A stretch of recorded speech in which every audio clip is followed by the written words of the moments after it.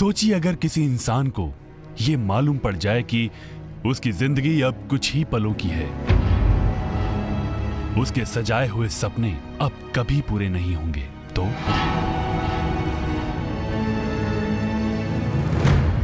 जाहिर है वो इंसान टूट जाएगा।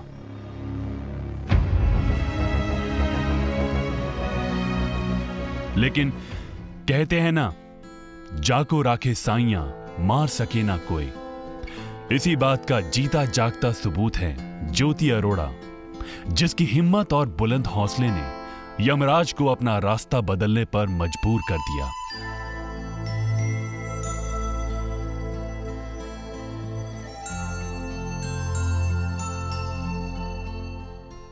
ज्योति, जिसे थैलेसीमिया बीमारी थी, अपनी बीमारी से लड़कर उसे पीछे छोड़ते हुए ज्योति ने एक मिसाल कायम की है और आज एक आम इंसान की तरह अपनी जिंदगी को पूरे जोश के साथ जी रही हैं। सबसे बड़ी इंस्पिरेशन तो मेरी यही रही कि मेरे मम्मी पापा ने कभी ये नहीं सोचा कि मैं किसी से कम हूँ। ठीक है, मतलब स्कूल नहीं जा पाई, वो मेरी मजबूरी थी, मगर कभी ये नहीं रहा कि नहीं ये ज्योति हमारी ऐसी है या वैसी है। जैसे मेरी बहनों की शादी भी हुई, कई लोगों ने मेरे मम्मी पापा को बोला कि ज्योति को हटा लेना सामने से, नहीं तो रिश्ता होने में दिक्कत होएगी। तो मेरे मम्मी पापा ने बोला कि नहीं, हम इसको किसी से कम नहीं मानते, अगर किसी को इससे प्रॉब्लम है तो फिर हम वहाँ रिश्ता करना ही नहीं चाहते। ज्योति जब 3 महीने की थी तब उसके घर वालों को पता चला कि उसे थैलेसीमिया है। उसकी आने की खुशी तकलीफ में तब्दील हो गई। उस समय ये स्थिति थी हम लोगों के कि हमको ना तो हमने इस डिजीज़ के बारे में कभी सुना था और हमें कुछ समझ भी नहीं आया कि हमारे साथ ये क्या हो रहा है। तो बहुत मुश्किल था उसमें ये बर्दाश्त करना जब डॉक्टर्स ने हमें ये बोला था कि ये बच्चे 7-8 साल से ज़्यादा ज़िंदा नहीं रहते। तो मेरा ये था कि मैं हर समय जब भी मैं इसको देखती थी तो मैं रो पड़ती थी कि काश ये ठीक हो जाए, काश ये ठीक हो जाए, ये चली जाएगी। मतलब एक मेरे अंदर डर सा बैठ गया था कि मैं इसको इतना प्यार करती हूँ, इतनी मेरी प्यारी बेटी है और ये चली जाएगी मेरे से। समय गुजरता गया, ज्योति की परेशानियां भी बढ़ती गईं। लेकिन वहीं ज्योति को देखकर कोई अंदाजा भी नहीं लगा सकता था कि ज्योति और बच्चों से अलग है। लेकिन ज्योति के परिवार वालों के लिए हर दिन हर पल तकलीफ में ही गुजरता था। जो हमारी हैसियत थी, जो हमारी स्थिति थी, हमने इसको अच्छे से अच्छा प्यार, अच्छे से अच्छा इलाज कराया इसका। लेकिन हाँ, मेरे को ना ये डर रहता था हमेशा कि ये चली जाएगी। तो जब थोड़ी सी ये समझदार हुई तो इसने पापा को बोला कि पापा मम्मी को बोलो मेरे सामने रोया मत करें, क्योंकि मेरे को भगवान ने जितनी भी लाइफ दी है मैं हंस के जीना चाहती हूँ। बच्चे पैदा होते हैं, चले जाते हैं, बड़े बड़े भैया लोग एक्सीडेंट में डेथ हो जाती है, तो मेरे को हंस के जीना है, मेरे को हंस के जीने दो। वो मेरी लाइफ का शायद लास्ट डे था जब मैंने इसके सामने रोई हूँ, क्योंकि मेरे को लगा कि अगर मेरे बच्चे में ये भावना है कि मैं हंस के जीना चाहती हूँ तो मैं उसकी ज़िंदगी क्यों ख़राब करूँ।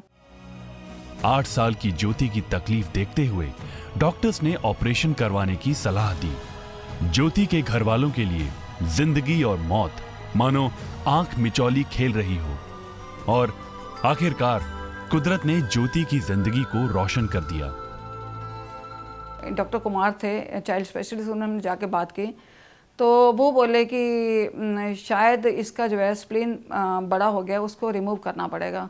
तो उसके लिए मेजर ऑपरेशन उन्होंने बताया हमें, और हम लोग बहुत डर गए कि नहीं, हम नहीं कराएंगे, क्योंकि उससे पहले एम्स वालों ने मना कर दिया था कि इसका जो इसकी है ग्रोथ बिल्कुल नहीं है और बहुत बड़ा मेजर ऑपरेशन है, सक्सेस नहीं होगा। लेकिन जब यहाँ आए, हर दूसरे तीसरे दिन हम ब्लड चढ़वा रहे हैं तो हमें डॉक्टर ने बोला कि आपके पास कोई चारा नहीं है, इधर कुआं इधर खाई है, हर 2 दिन में आप ब्लड नहीं चढ़वा सकते, तो आप करवा लीजिए ऑपरेशन। तो बहुत मतलब डरते डरते हमने इसका ऑपरेशन कराया। लेकिन मैं इसकी हिम्मत की दाद दूंगी कि जब ऑपरेशन हुआ, ऑपरेशन से ये बाहर आई रूम से, तो इसने बोला कि मम्मी मेरा ऑपरेशन हो गया। तो क्या परिस्थिति हुई होगी हमारी आप सोच सकते हो। और मेरी उस समय ये कंडीशन थी कि मेरी छोटी बेटी होने वाली थी, फुल टाइम था मेरा, और उस स्थिति में मैं 1 महीना पूरा हॉस्पिटल में स्टूल पे बैठी रही इसके साथ, और भगवान की दया से ये ठीक हो गई। ऑपरेशन के बाद ज्योति ठीक हो गई। आम बच्चों की तरह वो भी स्कूल जाने लगी। ज्योति को खुश देखकर उसके घर वाले भी खुश थे, लेकिन परेशानियां यहीं खत्म नहीं हुई। 7th में क्या हुआ कि जब 7th में DPS में को एजुकेशन थी, बच्चे खेलते थे, जब गेम्स पीरियड हुआ तो ये खेल तो पाते नहीं थी, एक कॉर्नर में खड़ी हो जाते थे। तो जैसे बच्चे भाग रहे हैं, किसी ने थोड़ा सा हाथ भी किया, पुश भी किया तो ये गिर गई। तो ऐसे महीने में इसके 3 फ्रैक्चर हो गए। तो वो थोड़ा सा हमें डर बैठ गया कि ऐसा कितना दिन चलेगा। और ब्लड ट्रांसफ्यूजन होने से आयरन लोड इसमें इतना बढ़ गया था कि उसकी वजह से इसको कैल्शियम डेफिशिएंसी बहुत होती थी। उससे क्या होता था कि हाथ पैर इसके एकदम मुड़ जाते थे, टेढ़े हो जाते थे, ब्रीदिंग ट्रबल हो जाती थी। तो ये सब स्थिति देखते हुए हमने इसको स्कूल से हटा दिया। हमने कहा नहीं बेटा तुम अब स्कूल मत जाओ, हमें डर लगा रहता है।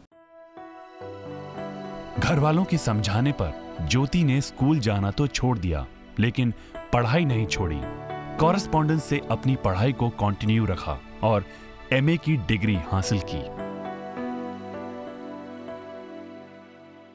मेरा हमेशा से मानना है कि ट्राई करने में कोई बुराई नहीं है, ट्राई तो करना ही चाहिए। और बस वही पढ़ के मैंने 10th के बोर्ड दिए तो हो गई, मैं सारे पेपर एक बार में क्लियर हो गए मेरे, और इंग्लिश में अच्छे मार्क्स आए। तो तब मेरे को लगा कि मैं कर सकती हूँ। जब मैं 1 महीना ऐसे पढ़ के भी मैं बोर्ड पास कर सकती हूँ तो मैं आगे भी पढ़ सकती हूँ।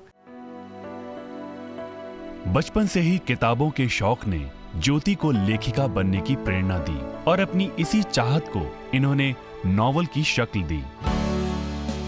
मेरा नॉवल है ड्रीम सेक। लिखने का तो मेरा बचपन, जब से मैंने BA इंग्लिश किया, फिर MA इंग्लिश किया, तो किताबों का पढ़ के तो मेरे को यह था कि काश मेरी भी कोई किताब पढ़े ऐसे जैसे मैं इनकी पढ़ रही हूँ। और थीम ऐसे आया कि एक बहुत ही फेमस कहानी है, द गिफ्ट ऑफ मैजाई करके है, ओ हेनरी की कहानी है। बहुत ही अच्छी प्रेम कथा है उसमें। तो वो मैं पढ़ रही थी, मेरे को लगा काश मैं भी ऐसे लिखूं। तो उसी से धीरे धीरे सोच के आइडिया लगाया मैंने, तो उससे इंस्पिरेशन मिली थी मेरे को। ज्योति आज एक खुशहाल जिंदगी बिता रही हैं, अपने साथ साथ हर किसी को खुशियां दे रही हैं। ये ज्योति की हिम्मत और सब्र ही थे जिसकी बदौलत उसने न केवल अपनी बीमारी को दरकिनार किया, बल्कि एक इंस्पिरेशन बनकर आज समाज के लिए एक एग्जाम्पल सेट किया है।